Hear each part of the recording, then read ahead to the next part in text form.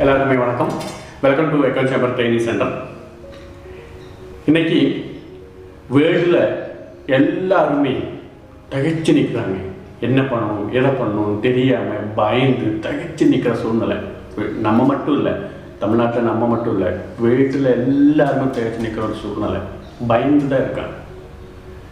ஏன் நிறைய பேர் யோசிச்சு பாருங்க, கோடிக்கணக்கில் முதலீடை போட்டு பிஸ்னஸை ஸ்டார்ட் பண்ணி ரன் பண்ண முடியாமல் எல்லாமே தொலைச்சி நிற்கிறாங்க.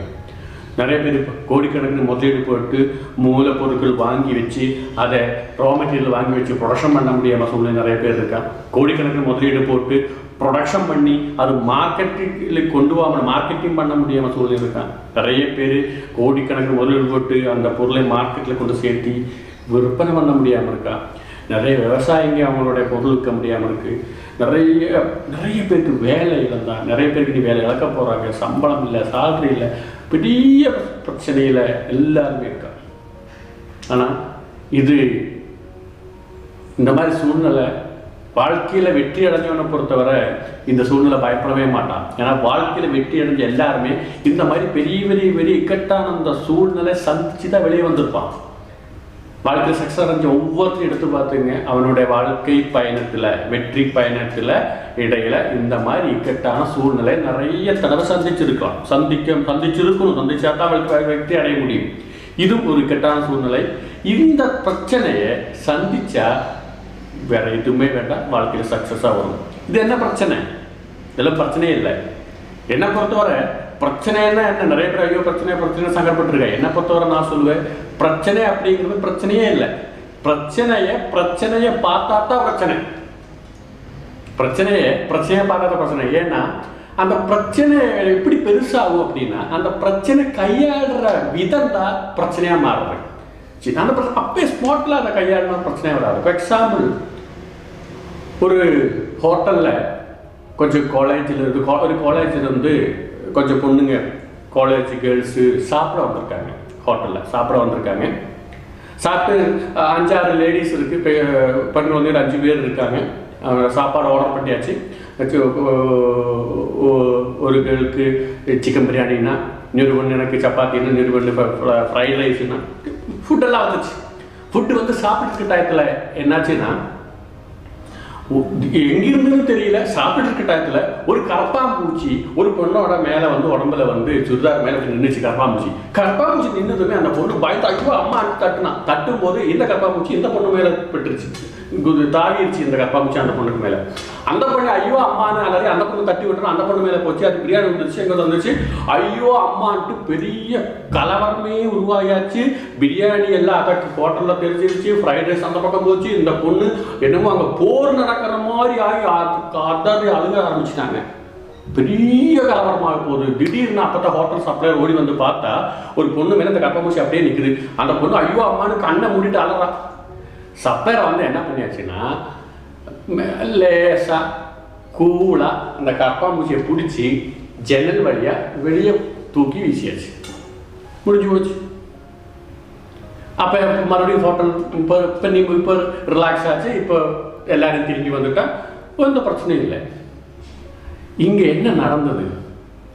கரப்பாம்பூச்சிய பிரச்சனை இவ்வளோ போர் களமாக மாறிவிட்டது. அந்த ஹோட்டல் ரூமு பிளேட்லாம் உடஞ்சி போச்சு, பிரியாணி உடஞ்சி போச்சு, எல்லாரும் செதறி ஓடிட்டாங்க. ஒரு போர்க்களமாக மாறிவிட்டதுக்கான காரணம் கரப்பாம்பூச்சி கிடையாது. அந்த கரப்பாம்பூச்சியை கையாள விதம் தான் பிரச்சனை. அதுதான் இந்த பிளவரியை மாற்றி விட்டது. அந்த வெயிட்டர் வந்து என்ன பண்ண சிம்பிளா அதே மாதிரி ஒரு பிரச்சனையை வரும்போது அந்த பிரச்சனையை பார்க்காம கையாளும் போது தான் சிம்பிளா கையாளுனா வாழ்க்கையில வெற்றி அடைய முடியும். அது எப்படின்னு நான் சொல்லித்தரேன். வாழ்க்கையில பெரிய பெரிய இலக்கு வச்சு முன்னாடி போயிட்டுறவங்களுக்கு பல டைப்பான இடையூறுகள் வந்துக்கிட்டே இருக்கும், பிரச்சனை வந்துக்கிட்டே இருக்கும். ஆனால் இலக்கு மட்டும் பார்த்துட்டு போகிறவங்க இடையில வரக்கூடிய எந்த பிரச்சனையும் கவனிக்கவே மாட்டான். எப்படின்னா ஆறில் தண்ணி போடுற மாதிரி. இப்போ பார்த்தீங்கன்னா காவேரி ஆறில் தலைக்காவேரி, கர்நாடகா தலைக்காவேரி இந்த ஸ்டார்ட் ஆகிற நம்மளோட அந்த காவேரி ஆற்றுல தண்ணி வரது பார்த்துருக்கீங்களா? தண்ணி அப்படியே வந்துக்கிட்டே இருக்கும்போது இடையில நிறைய இடையூறுகள் இருக்குது. அந்த தண்ணி வரதில்ல பிரச்சனைகள் நிறைய பாறை இருக்குது, நிறைய கல் இருக்குது. வர தண்ணி பாறையில் அடித்து கல்லில் அடித்து செதறி நொந்து நூடுல்ஸ் ஆகி வர்ற டயத்தில் பார்த்தீங்கன்னா பெரிய வேதனை அனுப்பிச்சு தண்ணி வரும்போது பாறையில் அடிக்கும், அப்போ இந்த பக்கம் வரும், கல்லில் அடிக்கும், பெரும் அப்படி வந்துக்கிட்டே இருக்கும்போது பார்த்தா கோயம்புத்தூரில் வந்து பார்த்தா அங்கே ஒரு டேம் இருக்கும். அந்த டேமில் வந்து தண்ணி அதுக்கப்புறம் அதோட மூவ்மெண்ட் போகாது. அந்த டேமில் வந்து அந்த தண்ணி லாக்டவுன் ஆகும், அங்கே நிற்கும், போக முடியாது. அப்புறம் நிறைய தண்ணியெல்லாம் வந்து வந்து வந்து இந்த டேம் இருந்து எல்லாம் அந்த தண்ணி நிறைஞ்சு மறுபடியும் அந்த டேமை கவிஞ்சு திறந்து விடும், ஆளு மறுபடியும் போகும்போது மறுபடியும் டேம் வரும், அங்கேயும் லாக்டவுன் ஆகும், தண்ணி அங்கே கட்டி கிடக்கும், மறுபடியும் போகும். அப்படி ஆனால் போய்கிட்டே இருந்து கடைசியில் நம்ம தஞ்சாவூர் தாண்டி டெல்டா பகுதியில் போய் இந்த காவேரி தண்ணி போய் சேரும். ஆனால் யோசிச்சு பாருங்க, தலைக்காவேரி கர்நாடகாவில் ஸ்டார்ட் ஆகிய தண்ணி இப்போ வர வழியில் எவ்வளோ பிரச்சனை, எந்தெந்த இடத்துல தட்டி நிப்பாட்டுறோம், தனஞ்சு நிப்பாட்டுறோம், தாண்டுறோம், நிறைய கல் அடிபடுறோம், தாண்டுறோம். ஆனால் எவ்வளோ பிரச்சனையை வந்தாலும் அந்த வருகின்ற தண்ணி திரும்பி மட்டும் போகாது. நதியில் ஒழுகிற தண்ணி திரும்பி மட்டும் போகாது, பிரச்சனையை தாண்டி முன்னாடி தான் போயிட்டு இருக்கோம். முன்னாடி போய் சேர வேண்டிய இடத்துல அந்த காவேரியில் தண்ணி வர நோக்கம் என்ன, அந்த நோக்கத்தை அது செஞ்சுது. இந்த மாதிரி பிரச்சனைகளை இந்த மாதிரி தான் நமக்கும் வாழ்க்கையில் இந்த மாதிரி நிறைய பிரச்சனை வரும். எப்படி பிரச்சனை வரும்னா, தண்ணி அந்த இலக்கை நோக்கி டெல்டா பகுதி நோக்கி வரும்போது அந்த தண்ணி நிறைய பாறையில் அடிபடுற மாதிரி, நிறைய லாக்டவுன் ஆன மாதிரி, நம்மளும் வாழ்க்கையில குறிக்கோளை வச்சு போயிட்டு இருக்கும்போது நிறைய இடையூறுகள் தடங்கள் வரும். எப்படி தடங்கள் வரும்னா, இப்போ பார்த்தீங்கன்னா இப்போ வந்த பெரிய ஒரு தடங்கள் தண்ணி டேமில் லாக்டவுன் ஆன மாதிரி நம்ம கொரோனாவில் லாக்டவுனாக இருக்கும். இந்த சூழ்நிலையில் நம்மளுடைய பாசிட்டிவ் மனநிலை, பாசிட்டிவ் ஆட்டிடியூட் இருந்தால் இந்த இடத்த நம்ம பயன்படுத்தலாம். இந்த சூழ்நிலையை நமக்கு சாதகமாக பயன்படுத்த முடியும். நம்மளோட மைண்ட் செட்டு தான். நிறைய பேர் கேட்டாங்க, சார் லாக்டவுன் இந்த போன வாரத்தில் கூப்பிட்டு கேட்டாங்க, சார் நாங்கள் எல்லாம் வீட்டில் ரொம்ப ஸ்டக் ஆச்சு சார், நாங்கள் வீட்டில் ஷட் டவுனாக இருக்கேன், டைமே போக மாட்டேங்குது, டைம் பாஸ் ஆக மாட்டேங்குது, சங்கடமாக இருக்குது, பைத்தியம் பிடிக்கிற மாதிரி இருக்குதுன்னு எல்லாருமே சொன்னோம். நான் சொன்னேன், நீங்கள் வீட்டில் ஷட் டவுன் கிடையாது, நீங்கள் வீட்டில் ஷட் டவுனாக இருக்குங்கிறது இல்லை, நிறைய பேர் ஸ்டெக்காக இருக்கேன்னு சொன்னோம். நீங்கள் வீட்டில் ஸ்டெக் இல்லை, சேஃபாக இருக்கும்னு சொல்லுங்கள், கடவுள் நன்றி சொல்லுங்கள். நம்ம வீட்டில் சேஃபாக இருக்கணும்னா நன்றி சொல்லணும் இல்லையா? இந்த பாசிட்டிவ் ஆட்டிடியூட் நம்ம வர பிரச்சனையை பாசிட்டிவ் ஆட்டிடியூடாக உள்ள வாழ்க்கையில் உங்கள் முன்னாடி கொண்டு போகும். இந்த மாதிரி வாழ்க்கையில் பெரிய குறிக்கோளை வச்சு முன்னாடி போயிட்டுருவங்கள இடையில குறிக்கோளாக நிறைய பிரச்சனைகள் ப்ராப்ளம்னு வரும். ஆனால் இந்த பிரச்சனைக்குள்ள யார் வாய்ப்பை தேடுறானோ அவன் தான் சக்ஸஸ் ஆகும். பிரச்சனையை பார்த்து பயந்து ஓடுறவன் வாழ்க்கையில் எதுவுமே ஆகாது, அவன் சக்ஸஸே ஆகாது, அவன் வாழ்க்கையை நாசமாக போகும். ஆனால் பிரச்சனையை சந்திக்கிறவன், பிரச்சனைக்குள்ள வாய்ப்பை தேடுறவன் தான் சக்ஸஸ் ஆகும். பார்த்துக்குங்க, எவ்ரி ப்ராப்ளம் இஸ் அன் ஆப்பர்ச்சுனிட்டின்னு சொல்லுவோம். ஒவ்வொரு ப்ராப்ளமும் ஒவ்வொரு ஆப்பர்ச்சுனிட்டி, மீன்ஸ் ஒவ்வொரு பிரச்சனையும் ஒவ்வொரு வாய்ப்புங்கிறான். அதுக்கு அர்த்தம் ஒவ்வொரு பிரச்சனைக்குள்ளே ஒரு வாய்ப்பு மறந்து இருக்கிறது. அந்த மறந்து இருக்கின்ற வாய்ப்பை கண்டுபிடிக்கணும். அப்படி கண்டுபிடிச்சா பெரிய வாய்ப்பாக தான் இருக்கும். எக்ஸாம்பிள் பார்த்துக்குங்க, இப்போ எல்லாருமே என்ன எதிர்பார்த்துட்டு இருக்கோம்னா, இப்போ சைனா பெரிய பிரச்சனை சந்தித்தோம். இந்த கொரோனா வைரஸ் வர்றதுக்கான ரீசனும் காரணமே ஸ்டார்ட் ஆனதுக்கே காரணம் சைனா. எல்லாருமே இப்போ என்ன எதிர்பார்த்துட்டு இருந்தோம்னா, சைனா இல்லாமல் போகுது, வேர்ல்டு மேப் இனிமேல் சைனா இருக்காது, சைனாவில் எல்லாருமே இறக்க போகிறாங்க, சைனா இனி சுத்தமாக இல்லாமல் போகுது, இனி சைனாவுங்கிற இருக்காதுன்னு எல்லாரும் சொல்லிட்டு தான் இருக்கோம். ஆனால் நான் கேரண்டியாக சொல்கிறேன், இந்த கொரோனாங்கிற பிரச்சனை சீக்கிரமாக தீரத்தான் போகுது, கண்டிப்பாக தீர்ந்துடும், கிளியர் ஆகும்.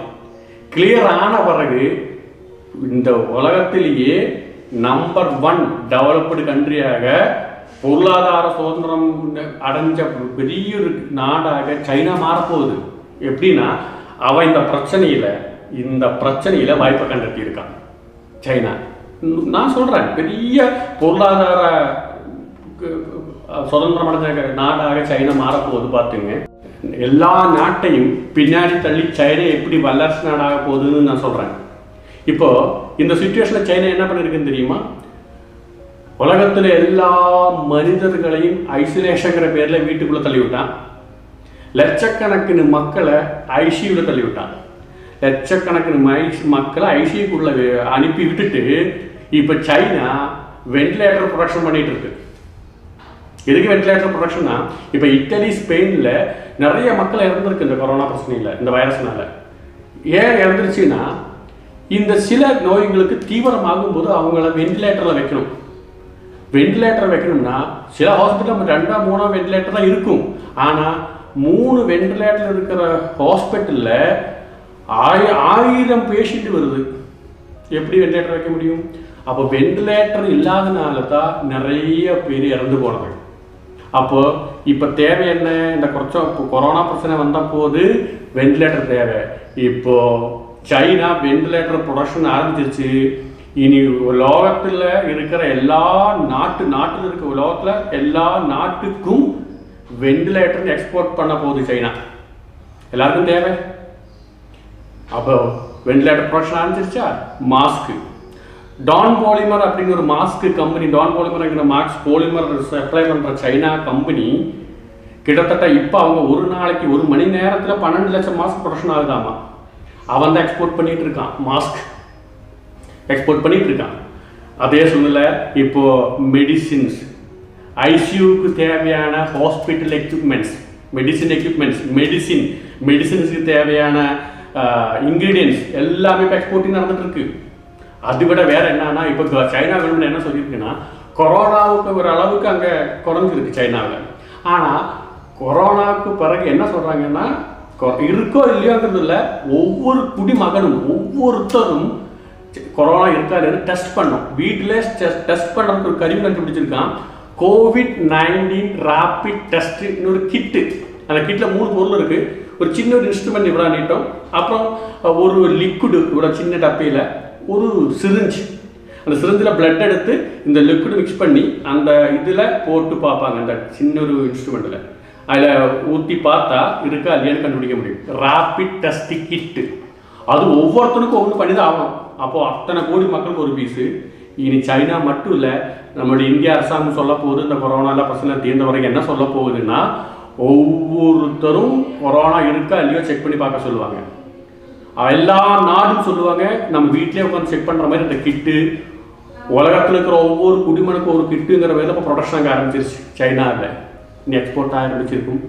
BMW, ஃபோர்டு, பென்ஸு கம்பெனி அவங்களோட மேனுஃபேக்சரிங் ஆரம்பித்தாச்சு. பெரிய ப்ரொடக்ஷனில் வந்துட்டு இருக்கு இப்போ சைனா. இப்போ பார்த்தீங்க, வல்லரசு நாடு எல்லா நாட்டையும் பின்னாடி தள்ளிவிட்டு முன்னாடி வல்லரசு நாடு போது சைனா தான். எப்படின்னா, இந்த பிரச்சனையிலேயே ஒரு வாய்ப்பை தேர்ந்தெடுத்தா யாரு? சைனா. இப்போ பாருங்க, சைனா பிரச்சனையில வாய்ப்பை தேர்ந்தெடுத்து வல்லரசு நாடாக போகுது. நீங்க இந்த பிரச்சனையை எப்படி பயன்படுத்த போறீங்கிறது தான் நம்ம இனி பார்க்கணும்.